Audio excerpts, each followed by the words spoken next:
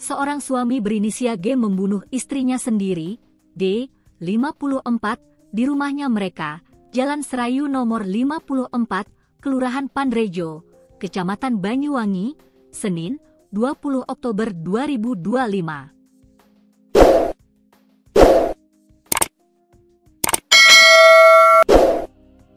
Pasangan suami istri tersebut selama ini dikenal harmonis. Keduanya juga memiliki pekerjaan yang mapan. Korban diketahui merupakan seorang pegawai bank swasta, sementara tersangka merupakan pegawai salah satu badan usaha milik negara, BUMN, di Banyuwangi. Kapolsek Banyuwangi Kota AKP Hendri Kristianto membenarkan adanya kejadian tersebut. Saat ini, tim kepolisian masih melakukan olah tempat kejadian perkara, TKP, di lokasi. Benar, telah terjadi pembunuhan, ujar AKP Hendri saat dikonfirmasi, Senin siang.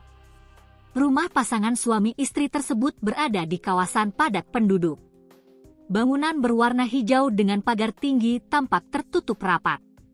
Sebuah mobil city car terlihat terparkir di halaman depan. Polisi telah memasang garis polisi di sekitar rumah tersebut. Warga pun tampak berkerumun untuk menyaksikan proses olah TKP yang berlangsung. Lurah Pandrejo, Mat Safi, mengatakan menerima laporan kejadian sekitar pukul 9.30 waktu Indonesia Barat. Berdasarkan informasi awal, korban meninggal dunia setelah ditusuk oleh suaminya. Informasinya korban ditusuk suaminya hingga tewas. Kasusnya kini tengah ditangani oleh pihak kepolisian, ujar Safi. Pasangan tersebut diketahui memiliki 3 orang anak. Anak pertama tengah menempuh kuliah di luar kota, anak kedua duduk di bangku SMK, dan anak ketiga masih bersekolah di SMP. Mereka tinggal berempat di rumah tersebut bersama 2 anak bungsu. Hingga kini belum diketahui apakah anak-anak itu berada di rumah atau tidak saat peristiwa terjadi.